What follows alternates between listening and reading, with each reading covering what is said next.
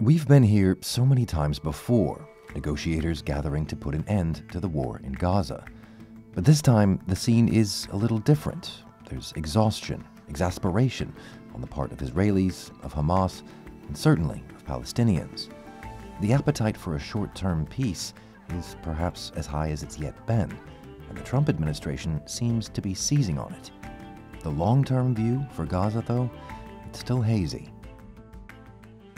Remember, if you want to listen to the whole episode, click the link in the description below. So this could be the make or break round of talks to end the war. The talks are beginning today in Egypt, and they've been very hastily convened.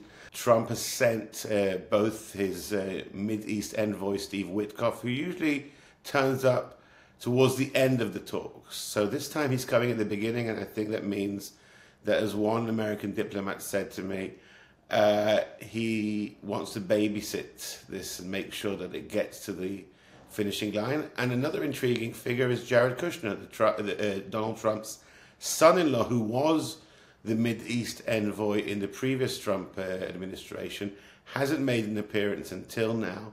So I think the fact that he's here as well is very much a signal of how Trump is pushing and sees this from his perspective as the round which has to make it. And since last we spoke, how do we get to this point?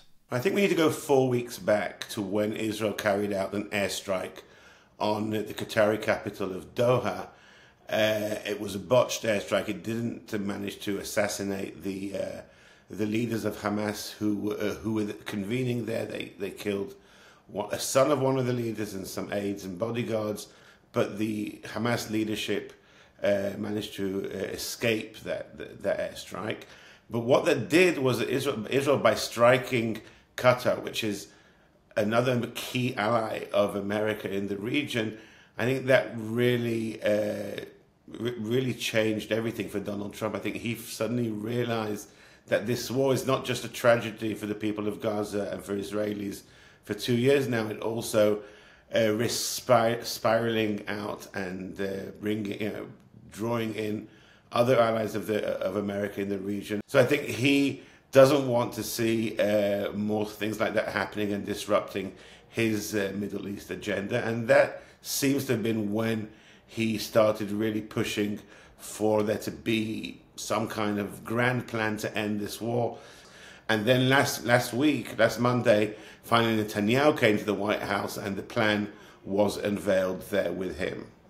So tell me about the plan as it stands, how it's supposed to play out as laid out at the moment. So the first items on the agenda of the talks this week are the immediate steps that need to happen in Gaza. First of all, the cessation of military operations by Israel and by Hamas, a very partial withdrawal of Israeli forces out of the remaining cities and towns of Gaza. They'll still be in large parts of the Gaza Strip, but they won't actually be in the cities. A release of the 48 Israeli hostages who have now been held by Hamas in Gaza for 2 years, and in return Israel will release nearly 2,000 Palestinian prisoners, and the enter of aid into Gaza. Now all those things have to be dealt with in this first stage, and they're at the center of the talks this week in Egypt. And at this stage, for the reasons you mentioned and more, there is a considerable appetite on both sides for at least that first phase to be carried out? Well, Israel certainly wants to carry this out because it wants its hostages back, and the Israeli army is certainly exhausted after 2 years of fighting, would like to be able to draw down its forces in Gaza to release a lot of reservists. On the Hamas side, obviously, they also want an end to the war because they've been under constant bombardment for 2 years, and their own constituents, the people of Gaza, are demanding this as well. We're seeing this more and more vocally. But at the same time, for Hamas to give up their bargaining chips, and I know it sounds very crude to talk about hostages as bargaining chips, but that's the leverage that they currently have. They're going to ask for some very major guarantees mainly from Donald Trump, that this won't be just them giving up the hostages and then Israel will resume operations. They want something ironclad, which will say to them that this will continue to the further stages.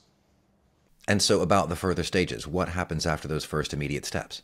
So the question is what happens in Gaza after the ceasefire, once there is no more military operations and when the hostage issue has been solved and aid is going in, so there isn't the immediate threat of famine anymore.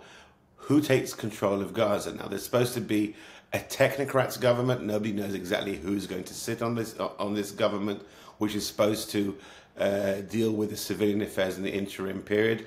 And there's supposed to be an international stabilization force, which is some kind of vague peacekeeping force. Nobody knows yet which countries are going to send soldiers to this, but they're the ones who are supposed to be in charge of security. And the key element of this stage is Hamas's disarmament. Now, when does Hamas turn in its arms? Which of its arms does it turn in? Who does it hand them over to? Will they hand them over to an international force, or will there be some kind of Palestinian group, perhaps a Palestinian authority, sort of taking some kind of receivership over these weapons? And this is a big issue, not just because Hamas wants to keep access to some of its weapons, but it's also their identity as a resistance organization, as they call themselves. How can you be a resistance organization if you're giving up your weapons? So this is a very thorny issue, which some of it I think will be addressed this week, but I think a lot of it will be left for another round of talks. So, Anshel, over the course of the war, we have ended many segments with the notion that there's only one man who can actually make a difference here, and it is Donald Trump, that the impasse wouldn't be broken until Mr. Trump did something substantive. It would appear, at this stage anyway, that may in fact be the way that it goes. His change of heart or tone might actually be the difference here. Yes, I mean, we have ended so many of these podcasts on the note that only Donald Trump can change things. And I think we really have to look at what he did on Friday. That was a fascinating moment, because this plan and elements of this plan have been around for over a year now. Joe Biden presented similar plans. Trump and Witkoff were presenting something similar at the beginning of the year. It happened now because I think Donald Trump said on Friday, when Hamas gave that very qualified, very half-hearted response, which was perhaps a yes, but a yes with a massive but coming after it, he said he didn't wait for Netanyahu to say, oh, this obviously Hamas is saying no, and for other, for all the pundits to weigh in and say Hamas is kiboshing this. He just said, yes, the Hamas response is wonderful, and this means that everybody wants peace, and we can go ahead. And what's happened here is that this plan has been around, but you've had both sides, the Israelis and Hamas, stuck with their narratives of how they want and need to win this war. And Trump has said, okay, I'm never going to bridge your narratives. I'm going to impose my new narrative. My new narrative is everybody wants peace. Everybody is now working for peace. And if you dare contradict me, then you're in trouble. And that's why we have, just in the space of days, all these teams and all these mediators in a hotel in Sharm el-Sheikh at what looks like it could be the crunch moment for ending this war. Anshel, thanks very much for joining us, as ever. Thank you for having me, Jason. I hope next time we can talk about the ceasefire, something has already happened.